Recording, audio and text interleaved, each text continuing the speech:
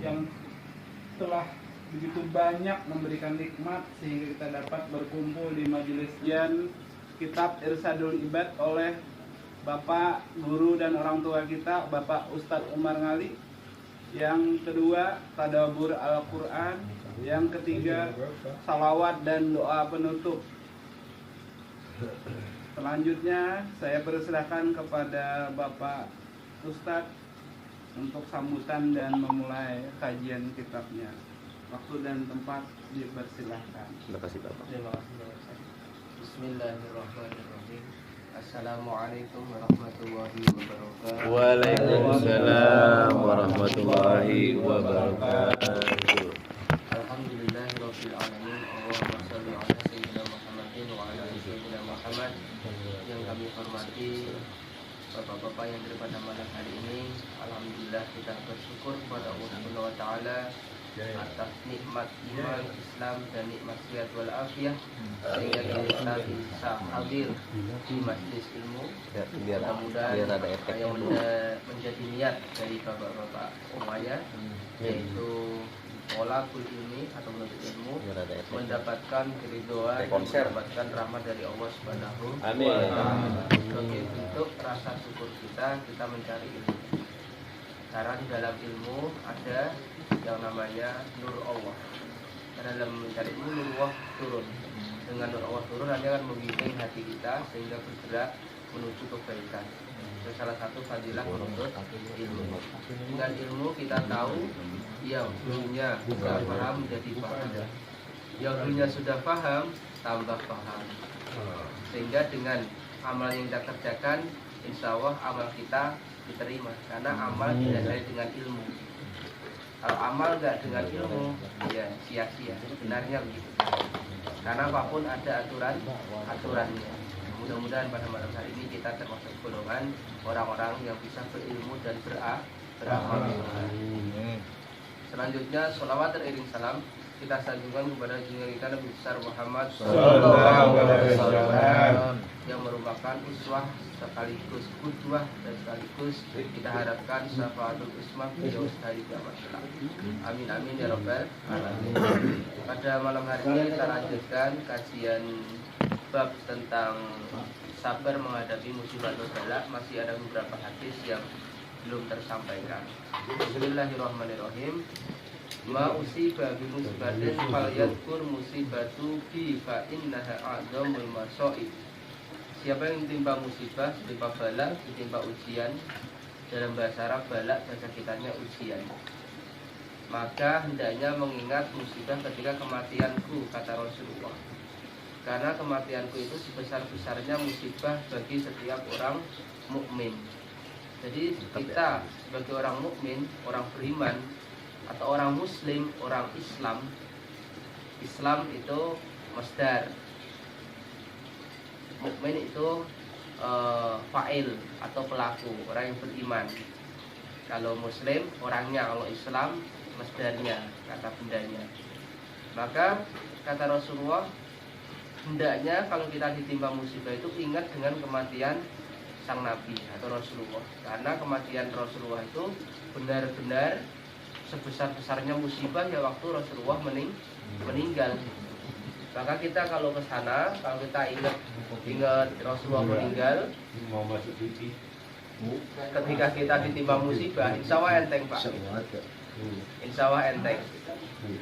Nah, itu kata Rasulullah SAW.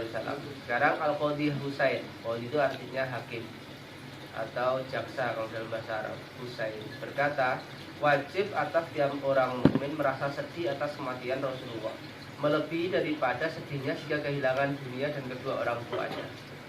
Ini wajib Pak. Jadi kita merasa lebih sedih ketika Rasulullah meninggal daripada kita kehilangan dunia dan kedua orang tua. Katakanlah bapak kita meninggal, bapak biologis. Bapak kita ini semuanya namanya bapak biologis. Atau ibu kita, ibu biologis. Saudara kita, anak-anak atau tetangga atau yang lain meninggal, itu kita harus lebih sedih ketika Rasulullah meninggal. Artinya sedihnya nggak boleh ngelebihin gitu. Ketika Rasulullah meninggal, gitu. Nggak boleh ngelebihin sedihnya mengingat-ingat Rasulullah meninggal. Tapi kan faktanya enggak Pak ya. Kita orang tua kita meninggal, kadang-kadang kita nangis. Tapi ada cerita Rasulullah kita belum pernah nangis karena Adam ini gitu. Itu ukuran zahirnya yang kelihatan gitu.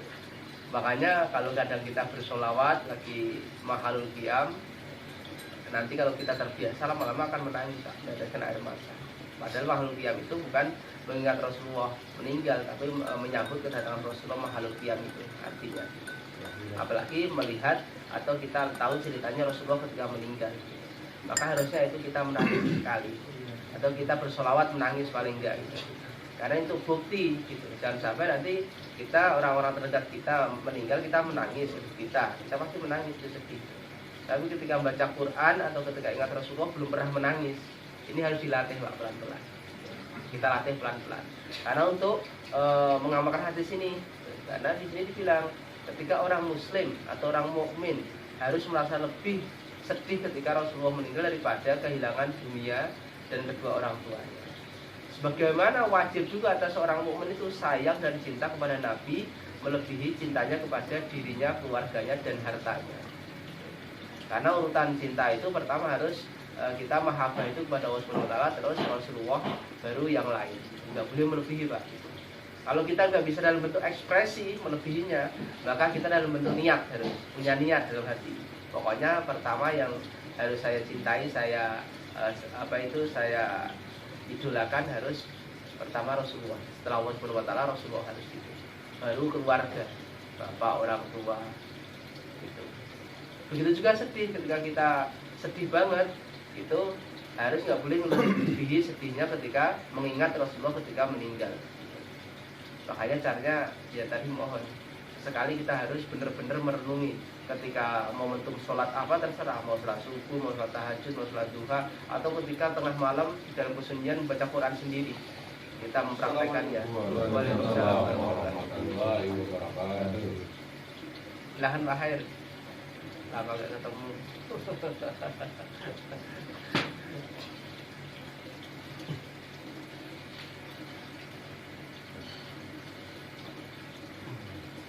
Siap tak? Alhamdulillah.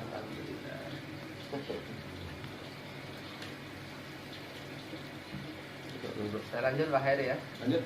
Ya, jadi itu Pak ya, mohon sesekali kita berlatih momentum tertentu kita harus bisa muhasabah diri atau mentadabburi ayat-ayat Allah. Entah lewat sholat malam, entah lewat membaca Al-Quran di keheningan malam, paling agak bisa itu malam Pak, karena itu waktu yang sunyi gitu. Waktu yang baik kita untuk merenung gitu. Malam, tengah malam atau jam 2 sekali bangun, itu kita membaca Al-Quran. Mungkin pertama belum berasa, biasanya agak banyak nanti di agak tengah-tengah untuk diresapi gitu. Ingat kehidupan kita dulunya seperti apa, itu nanti insya Allah biasanya kalau ingat begitu kita akan sedih awalnya. Ingat orang tua kita bagaimana dulu, keluarga yang sekarang bagaimana perjuangannya, itu saya kira pasti akan meneteskan air mata. Nah, itu diniatkan kita itu ittiba bahwa sedih kita nggak boleh lebih besar daripada sedih ketika mengingat Rasulullah meninggal, atau cinta kita terhadap keluarga ini tidak boleh melebihi cinta kita kepada Allah dan Rasulnya. Konsekuensi logisnya gampang Pak, yaitu tadi ketika perintah datang kita lagi asik sama keluarga, kita bisa memilah waktu. Itu contoh paling gampang. Contoh misalnya punya hajat nih, hajat lagi manten atau hitanan gitu. Ketika azan datang ya udah sholat dulu, itu harus siap begitu itu. Itu hal kecil konsekuensi daripada kita cinta kepada Allah dan Rasulnya. Di lain hadis Rasulullah bersabda, innamas sabru indas sadmatil ula. Sesungguhnya yang bernama sabar itu ketika pertama berbenturan dengan musibah atau bala. Jadi sabar itu sebetulnya waktu pertama bentur itu Pak. Dan waktu pertama keluarga kita ada kena bala, kena musibah bencana, itu sabar yang pertama itu sebetulnya yang bernilai itu, yang dinilai oleh Allah Subhanahu wa taala. yakni sabar yang terpuji itu hanya ketika pertama terbentur dengan bala. Sebab bila telah lama maka dengan sendirinya sudah reda. Kalau kita udah lama otomatis kan Pak, udah sebulan itu ya udah gak sedih gitu. Maka sebetulnya sabar yang pertama itu ketika waktu kena musibah itu langsung gitu. Kalau kita sudah sabar langsung di situ, oh ini ternyata kehendak Allah ternyata. Terus kita rela dan menerima dengan ikhlas. Tahu-tahu kayak Pak Agus menolak ya kemarin waktu dicek apa itu kesehatannya gula gitu, pertama yang dipikir apa Pak? Keluarga ya, gitu. Pernah dipikir, cuk gula kok tinggi gitu. Nah itu kalau misalnya orang nggak sabar kan mungkin putus asa atau ngomel-ngomel ya. Yang karena sabar ya diam, oh iya ya Allah saya terima. Itu Pak, kita ngomong begitu aja udah luar biasa. Dalam bahasa kita, ya Allah saya terima ini kehendak-Mu. Tapi tetap di sela-sela usaha itu kita begitu, nggak boleh kita marah atau nggak rela musibah yang datang. Itu yang dinamakan sabar yang pertama, bilangnya begitu dalam hadis. Karena kalau sudah sebulan ya reda. Kita kehilangan udah sebulan, ya udah biasa Pak. Udah move on bahasanya lah. Ini dari awal harus move on. Ketika kena musibah ya Allah diminta move on, kita mau gitu. Dalam artian sabar gitu. Ya sedih tetap gitu. Tahu-tahu misalnya bapak saya meninggal itu sedih gitu. Ya, tapi kita tadi harus berlapang tadi. Ya Allah ini sesungguhnya kehendak Engkau, saya terima dengan ikhlas. Itu yang pertama harus kerjakan. Kalau itu nggak dikerjakan, kita akan pusing Pak. Pasti pusing kalau kita nggak bisa menerima ketika kita berhubungan dengan bala. Tahu-tahu nggak sabar, tahu-tahu misalnya kita protes, itu makin panjang dan kita akan pusing. Hati kita kontradiktif, pikiran pusing. Nah, setelah kita sabar, maka Allah menunjukkan diminta kita untuk sholat. Karena ayatnya itu yang sering disampaikan, wasta'inu bis-sabri was-sholat. Dan memohonlah pertolongan kepada Allah, wasta'inu, dan mohonlah kalian as-sabro dengan bersabar. Jadi kita juga minta dengan bersabar kita diterima bala. Ya Allah berikan kesabaran atas ujian yang Engkau berikan. Berikan kekuatan pada hamba-Mu ini, bisa melewati, bisa mencarikan solusi sehingga selesai. Nah itu kita mohon. Caranya di mana? Di dalam sholat. Karena di dalam sholat itu artinya doa. As-sholat secara bahasa artinya doa. Secara istilah sholat itu gerakan yang dimulai dari suatu ibadah yang dimulai dari gerakan takbiratul ihram dan diakhiri dengan salam. Itu secara definisi atau terminologi. Kalau secara arti bahasa sholat itu artinya doa. Makanya ini yang jadi acuan beberapa orang habis sholat nggak mau doa. Orang saya udah sholat, udah doa di dalam sholat kok masa doa lagi, gitu alasannya gitu. Itu alasan dasarnya mereka begitu. Ada yang mengatakan habis sholat nggak usah doa, karena di dalam sholat itu sudah ada doa. Contoh di sholat iftitah, inna sholati, sesungguhnya sholatku, wa nusuki ibadahku, wa mamati, wa mahyaya dan hidupku, wa mamati dan matiku, lillahi hanya untuk Allah. Kita udah berikrar begitu padahal Pak.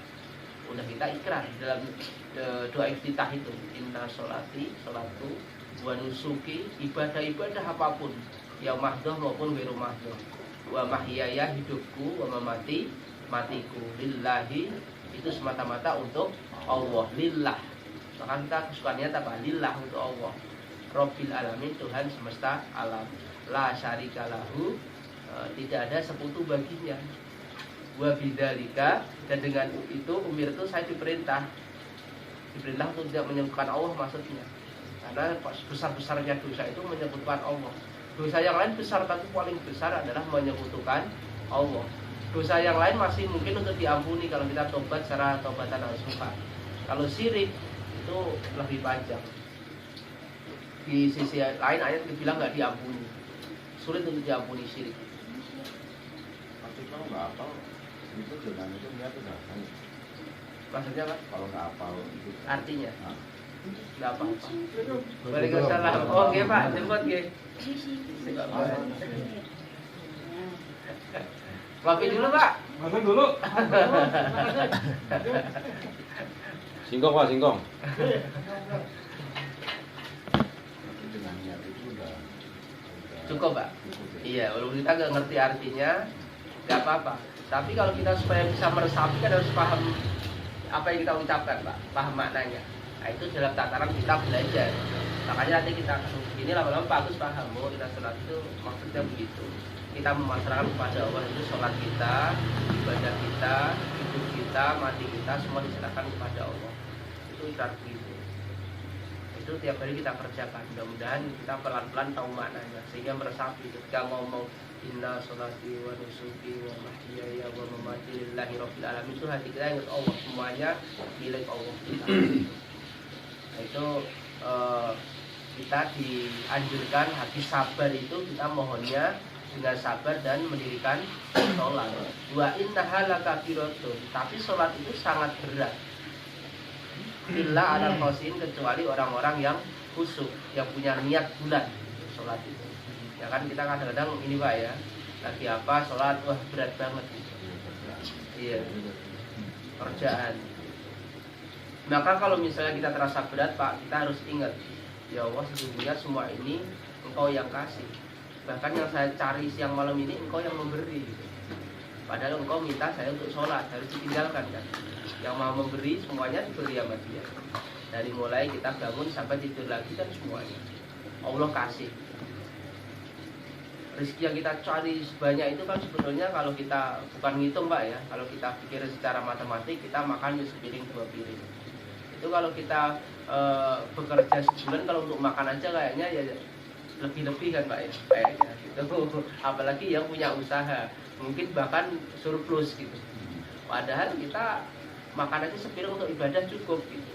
Ya bukan nggak boleh bekerja mendapatkan maisah yang banyak, tapi jangan sampai kita mencari maisah itu melupakan kewajiban, melupakan haknya Allah. Haknya Allah itu salah satunya di dalam sholat 5 waktu itu Allah minta nggak boleh ditinggalkan sama sekali. Maka harus kita ingat, ini rezeki saya mencari rezeki yang ngasih Allah. Allah itu punya amanat, kita nggak boleh meninggalkan sholat. Nah di situ kita akan menang Pak, di situ iman kita pasti nggak berat. Oh iya sholat dulu. Itu cara untuk meningkatkan keimanan kita supaya kita bisa melaksanakan perintah, itu salah satunya. Terus selanjutnya, seharusnya seorang yang berakal dapat berbuat pada saat ditimpa musibah, bala. Jadi kita dikritik sama Allah Subhanahu wa taala, orang yang berakal itu ketika ditimpa bala harus bisa berpikir gitu. Gak boleh langsung putus asa. Waduh, habis ini dah kalau begini gitu bisa. Ada tinggal orang tanya, waduh ditinggal kita oleh istri kita, atau istri oleh suami atau anak-anak, bisa meninggal anggota keluarga kita, atau harta kita kehilangan gitu. Itu kalau orang yang berakal berpikir. Kenapa? Karena semuanya itu memang milik Allah. Ketika hilang itu kita harus berpikir, oh berarti diminta gitu. Emang jalannya lewat manusia gitu. Karena Allah nggak mungkin minta langsung, orang kita nggak bisa melihat atau berbicara sama Allah langsung. Makanya lewat manusia. Semua yang menggerakkan adalah Allah Subhanahu wa taala. Yang contoh kemarin Pak Rama itu. Ya, jadi saya omongin lagi. Dia yang ditipu bahasanya ya Pak ya. Ditipu oleh temannya sekian 10 juta mau bawa rumah. Nah, itu kalau pertama kan Pak Rama cari terus kan orangnya, cerita dicari terus sampai ke rumahnya enggak ada. Yang ada bapaknya, yang ada malah keluar bapaknya. Itu kayaknya yang jawab enggak bapaknya sendiri itu ada campur tangan Pak jawab. Karena jawabnya enteng Pak. Mungkin belum zakat kali Pak gitu. Kurang sedekah kali coba ngomongnya begitu Pak. Itu kan jadi saka-saka jawab begitu. Santai lagi jawabnya itu orang tua. Kalau misalnya kita sebagai orang tua, anak kita ngambil duitnya Pak Rahman, kita bingung Pak. Ya kita usahakan lah kasih gitu baik-baikin. Ini kayak nggak ada salah ngomongnya. Kurang sedekah kali abangnya gitu. Jadi Pak Rahman dari situ berpikir dong. Nah, itu kayak begitu-begitu itu sebelumnya pengingat Pak. Kalau orang alim ngomong daripada kamu yang menipu mending yang ditipu. Itu begitu malah itu. Iya nggak Pak? Logikanya daripada saya yang nipu, misal nipu Pak Rama sekian juta itu nanti saya yang berat hukumannya. Saya aja nipu Pak Rama ya. Iya, Pak Bas yang berat. Pak Rama yang dapat pahala banyak kalau kita menyadari. Gitu. Boleh Pak. Gitu itu. Mau pala nggak? Tapi kan janjian dulu. Masih ada yang ditipu nggak? Nggak ada lagi. Apakah air mata Ada yang itu apa namanya? Nah, apa lagi? Air mata. Apa makhluk gitu? Air mata nggak najis. Kalau darah baru najis. Tapi kenapa kalau seumpama ada orang meninggal, Air mata yang nggak boleh jatuh. nggak boleh jatuhin sama si jenazah. Iya. Itu Itu lebih ke ada hadisnya nggak kita? ada, tapi ada yang bilang hadisnya dhaif. Gitu. Berapa ahli hadis bilang itu dhaif. Tapi itu dipakai nggak apa-apa untuk ibadah supaya kalau lihat mengacu ke hadis ini kan kita itu nggak boleh nihayah kan. nihayah yang mulai tabas itu sedih sampai merinding Jangan meratapi lah. sampai nangisnya mau kencang sehingga tumpah air mata. Tujuannya lebih ke preventif itu, hadis tidak boleh air mata jatuh itu preventif tujuan hadis itu. Hadis awalnya tadi yang kita nihayah itu nggak boleh. Waalaikumsalam warahmatullahi wabarakatuh. Monggo Pak Kri. Aduh, biasa masih interogasi. Sehat Pak. Sehat Pak. Sehat Pak. Terus ini Tapi memang ada. Ada Pak. Ada. Tapi balik lagi tadi maksudnya supaya tidak kita berlebihan. Silahkan Pak. Dalam menyikapi musibah. Saya lanjutkan Pak ya sedikit lagi. Rasulullah dalam hadis yang lain mengatakan, siapa yang telah